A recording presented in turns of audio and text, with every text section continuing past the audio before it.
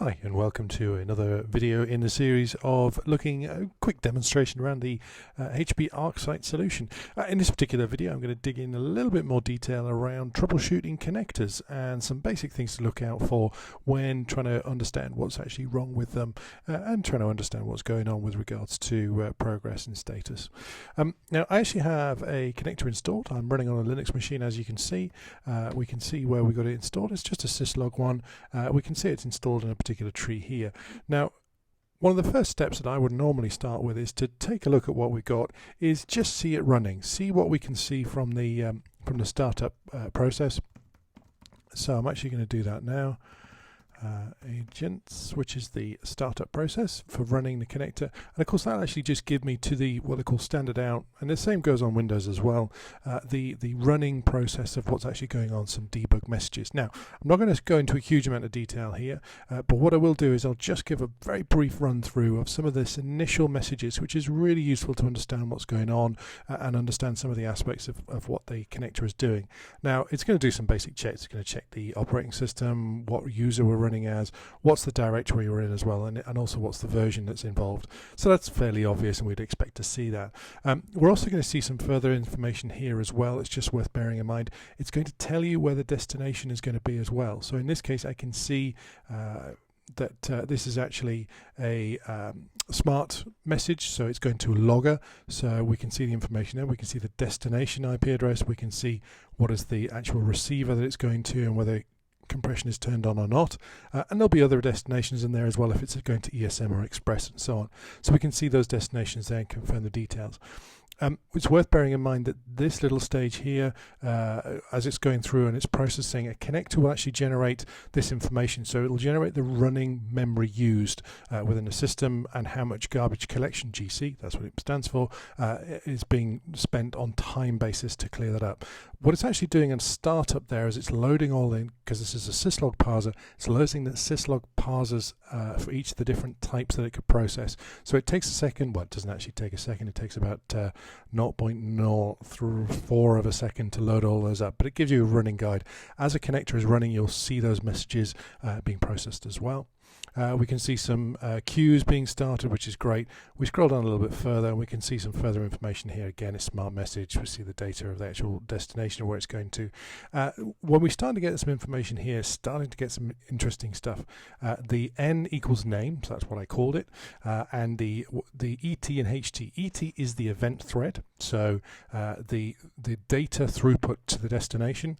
So if it's actually receiving it at the destination, it will say up. If it's not receiving it at the destination or it's been refused, it will say down. And HT is heartbeat thread, so that's indicating that it's sending data about the status of the connector and the management connection. And again, if it's up, it'll say up. If it's down, it'll say down. So you can very quickly see if it's actually communicating to the destination side of things. So if you're not getting log data, that's the first thing you should be checking as part of this. I can also see it'll also generate some information from the connector itself, the status, the flow, what's going on. So we can see that itself has generated a message and it's actually sent that through accordingly. And we can also see some information about the events per second and the number of events processed. So it's done one there, it'll wait in this case another minute and it'll generate another status message here. So again, it's generated a number of messages. It generated a number there, it's usually about 20 to 30 that's generated at startup. So it's giving the startup information of what's going on with the connector, what type it is, what's the status and what's the cache status and so on. So you'll see that data there and that's what's actually being generated there. So it's not doing anything. The event thread is up, the heartbeat thread is up. We're not seeing any further data going through it, and we actually see that number increase, but it will only be a limited number as it's status messages around the connector. I'm not actually sending any data through. I'll come back to that in a second. Just a quick discussion on the logs folder. Let me just show the actual folder it's in. So again, it's in the top level part of the structure. It's in the logs folder there, so that's great, that's useful, but you can also see the information about what's actually going on with the files and so on within that. So we can see there's some log files here. So the ones that are interesting, worth bearing in mind, just a quick comment about a few things. When we're looking at connector, we first thing we always look at, agent log.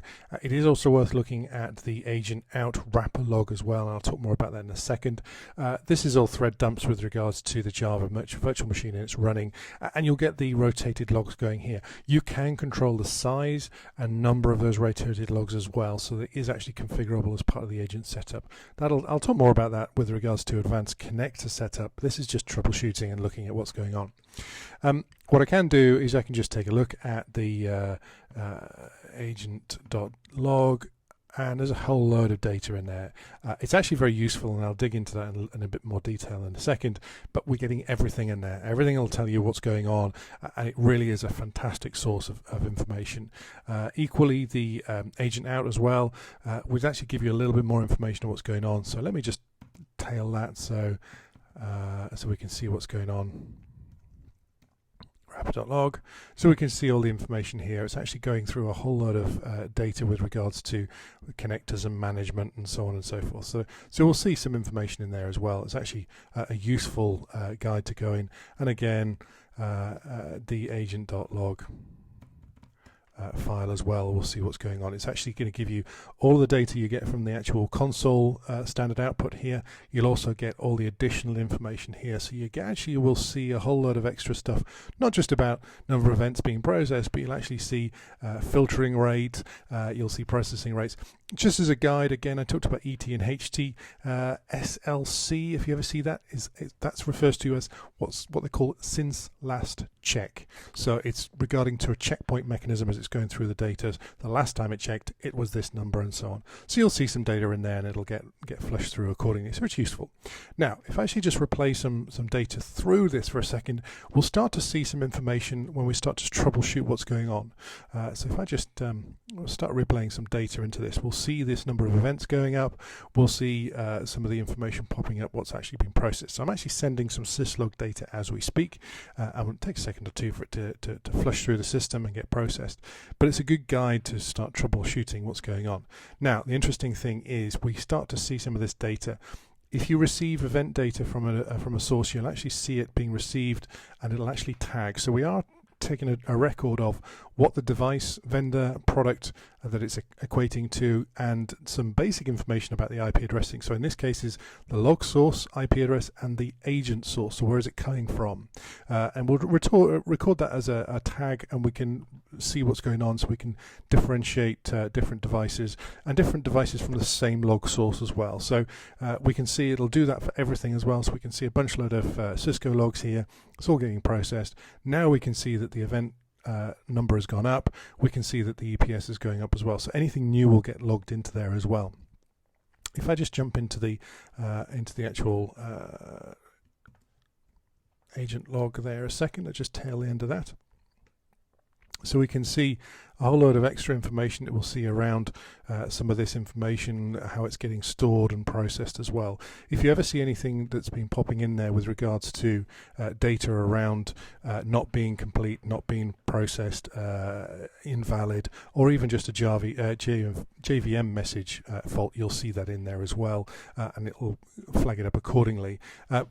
It'll also give you some information about what it's doing with regards to DNS lookups as well. So again, just bear that in mind with regards to just double checking and processing what's going on as well, and seeing what is actually occurring, whether it's actually resolving or not doing any resolution as well. Again, that's just a connector setup, so it's worth looking at and understanding what's going on.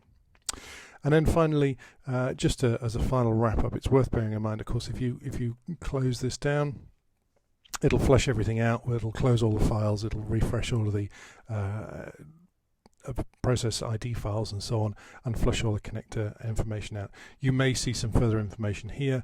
Again, it's usually a good guide to have a look at and see what's going on, that it's actually managed to shut down the connections to the particular destinations. Again, normally an indication that there's something going wrong as part of that. So that's just a quick run through, a quick troubleshooting of some of the agent log messages that you get within a smart connector. Always a great resource of information to look at. It's a fantastic set of information to look and see what's going on with your connector and the processing, and see if there's any problems with it. So with that, I will finish. Thank you very much.